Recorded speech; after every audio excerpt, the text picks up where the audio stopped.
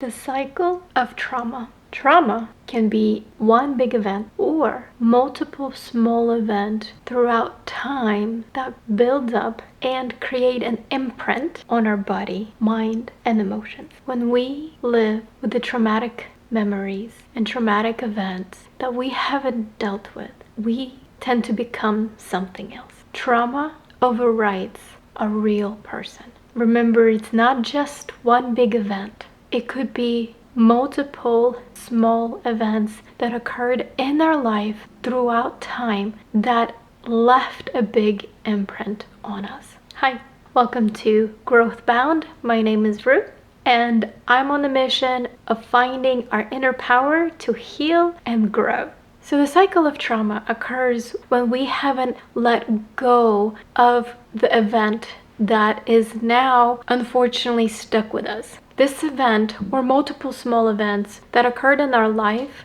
hasn't left our system. It could be that we had faced car crash. It could have been that we were raised by parents who abandoned us. It could have been physically abandonment, emotional abandonment, or any other type. It could have been the time that we were been bullied in our school. That wasn't just one-time event, but it was periodic. Traumatic events can be anything because traumatic event is different for every person. Some event might not be as traumatic to me, but it might be traumatic to someone else. And the best thing to do is understand what traumatic event occurred for you, and it's yours. If, for instance, you think someone else will not agree with it, that doesn't matter. It happened to you. That traumatic event, it twists our perception. It changes how we see the world. We might now live thinking the world is an ugly place or a scary place or unsafe.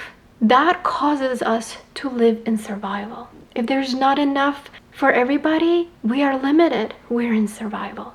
If we live in fear of something, we're trying to protect ourselves. That behavior then causes pain, not only to us, but to others as well. When we cause pain, we feel guilty because naturally we are not meant to harm. Naturally we meant to bring love and peace and happiness. But when we're living in survival, we unconsciously have either specific behavior patterns or do specific activities that causes pain. This pain brings guilt in ourselves, and that guilt brings shame. We feel ashamed for our behavior. We feel ashamed for the things that we say. And that shame feeds the trauma that left such deep imprints on our system.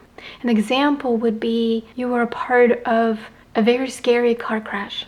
And anytime you either hear the sound, maybe the smell of that event, it brings you back to that event because it hasn't left the system. The system believes it's occurring now. We tend to feel unsafe and we live in fear. And because we live in fear, we live in limitation. We live in survival. Now that the road is unsafe or the weather is unsafe or this car is something about it is unsafe, we are now living in limitation. Now we're trying to act and react to protect ourselves. And that could bring pain to someone else. It could also bring pain to ourselves, and it does because we're living in anxiety. Let's say the car crash happened because it was snowing that day. And now every time the snow comes in, you go into this anxiety. This anxiety is not bringing you peace. Because you're not in peace, the reactions could be that you don't trust someone else to drive you, or you don't trust to drive yourself, which cause guilt and then shame that you're feeling powerless, and you go back into that event and the cycle goes on. It could be that during your childhood you were raised by parents who weren't there for you. Let's say they were emotionally abandoning you, and so because they abandoned you, you got into perception that you don't deserve to feel the way you feel, or you're not lovable because they didn't show you that love and acceptance at that time. And so now you're living in survival. You have to protect yourself because people are not going to love you for who you are. They're not going to provide you that safety And let's say you found someone who does provide you that safety, who loves you. Your perception denies that this person might love you for who you are, but because the trauma still remains in your system, you don't trust this person. You don't believe them. And because of this tension, unfortunately, subconsciously, you push that person away. You feel the pain, you feel guilty, because deep inside you do know that you are causing that push. You feel ashamed of yourself. And then you validate it by stating, yes, I have been abandoned before and I'm going to continue being abandoned. No one will love me. And the cycle goes on. And it could be with many different things.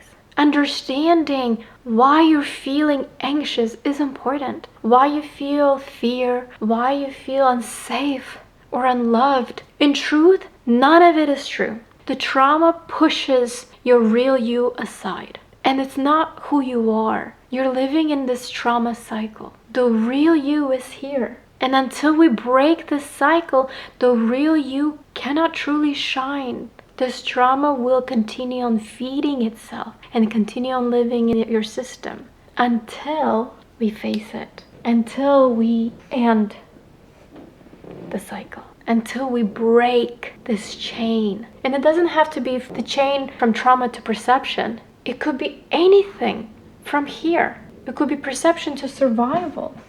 Either way, if one chain is broken, it all goes away. And when that finally falls apart, when that finally leaves, you're you again, the real you. It's time to find out if you are living in this cycle. And it's time to break from it, to bring the uniqueness of you. Please like this video, subscribe so I can grow, and share this video with people who need to hear this message. I hope this video helps you. I'm on the mission to find ways how we can break this cycle together.